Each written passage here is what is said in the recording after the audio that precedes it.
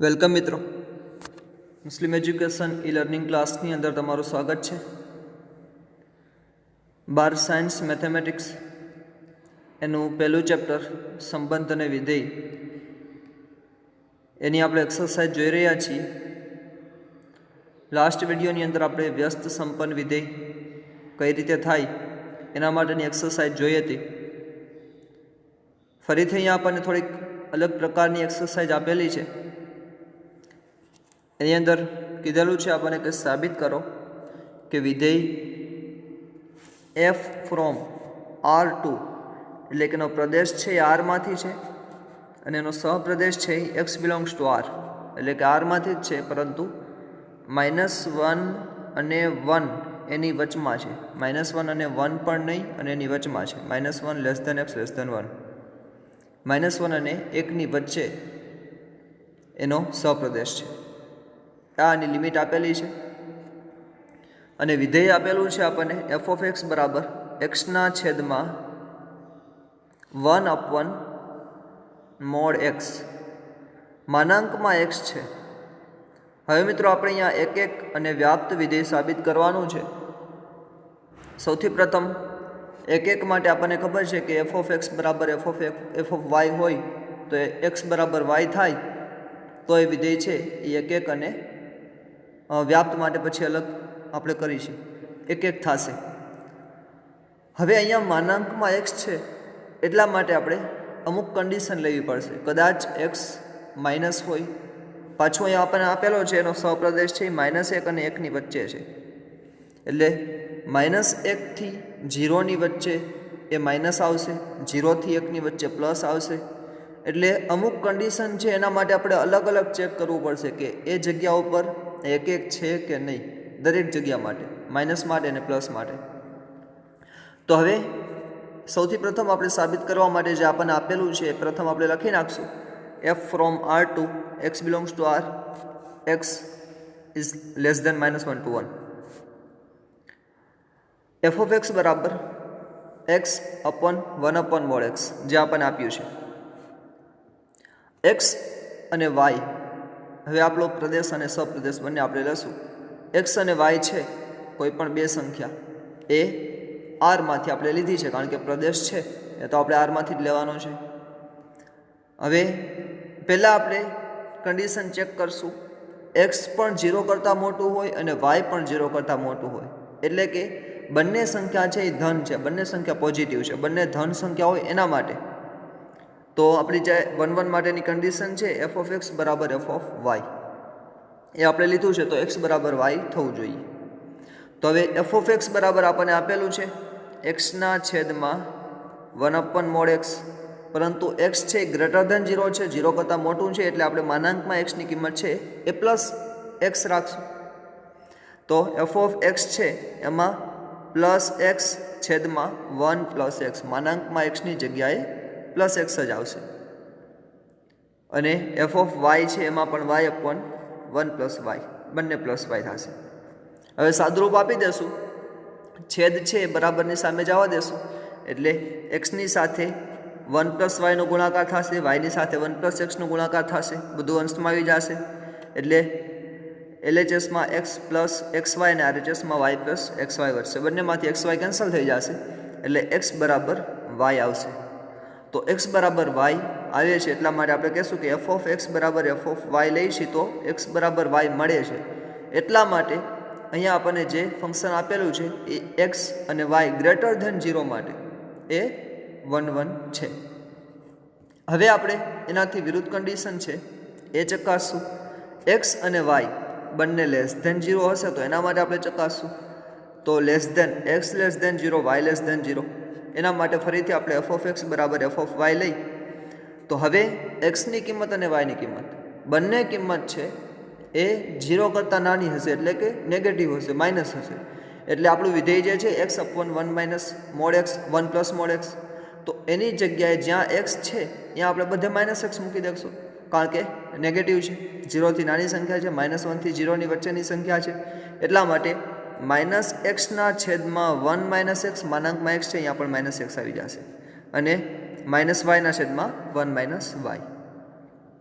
હવે એનું સાદુરૂપ આપશું તો ફરીથી અહીંયા 1 માઇનસ વાય છે એનો ગુણાકાર માઇનસ એક્સ સાથે થશે, 1 માઇનસ એક્સનો ગુણાકાર માઇનસ વાયની સાથે થશે, એટલે માઇનસ એક્સ અને plus x y, minus y અને પ્લસ એક્સ વાય આવશે. બંનેમાંથી ફરીથી એક્સ વાય કેન્સલ થઈ જશે, એટલે એક્સ બરાબર વાય આવશે. એટલા માટે અહીંયા આપણે કહેશું કે જો બંને લેસ ધેન 0 હશે તો પણ એનો જવાબ છે એફ ઓફ એક્સ બરાબર એફ ઓફ વાય લઈ તો એક્સ બરાબર વાય મળે છે. એટલા માટે અહીંયા બંને લેસ ધેન 0 હોય તો પણ આપેલું વિધેય છે એ એક વિધેય છે.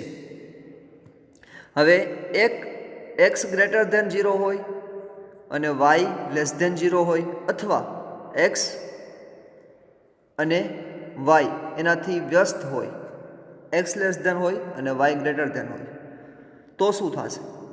તો હવે જુઓ મિત્રો, એક ધન છે એક ઋણ છે. એક્સ ધન હોય તો વાય ઋણ છે, વાય ઋણ હોય તો વાય ધન હોય તો એક્સ ઋણ છે. તો હવે બંને અલગ થઈ જશે, એક્સ અને વાયની કિંમત સરખી તો નહીં જાય ક્યારેક, કારણ કે ધન છે એ હંમેશા 0 થી 1ની વચ્ચે છે અને ઋણ છે એ હંમેશા -1 થી 0ની વચ્ચે છે. આપણને કન્ડિશન આપેલી છે સહપ્રદેશ માટે. તો હવે ક્યારેય એક્સ અને વાય સરખા થશે નહીં, એટલે એક્સ અને વાય હંમેશા નોટ ઇક્વલ ટુ હશે. એટલે જો આપણી એક માટેની બીજી કન્ડિશન પણ છે કે એક્સ અને વાય સરખા ન હોય તો એફ ઓફ એક્સ અને એફ ઓફ વાય પણ સરખા ન થતા હોય તો પણ એ 1 થશે.